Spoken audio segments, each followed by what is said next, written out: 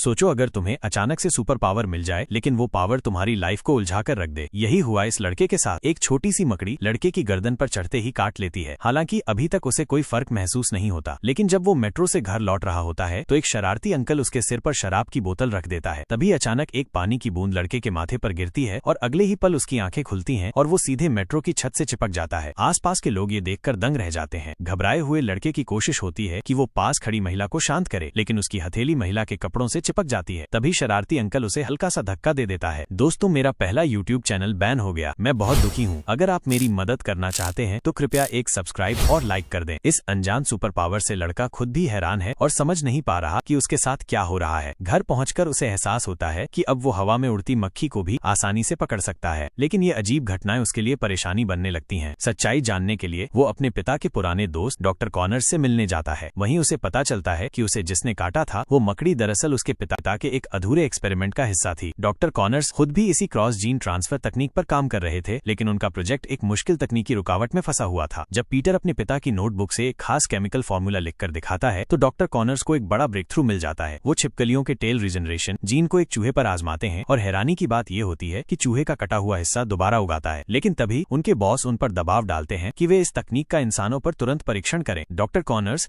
इस दबाव को झेल नहीं पाते और खुद पर ही एक्सपेरिमेंट कर लेते हैं। जब वो बेहोशी से उठते हैं तो पाते हैं कि उनका कटा हुआ हाथ फिर से उग चुका है। पर क्या ये प्रयोग डॉक्टर कॉनर्स के लिए एक वरदान साबित होगा या सबसे बड़ा अभिशाप?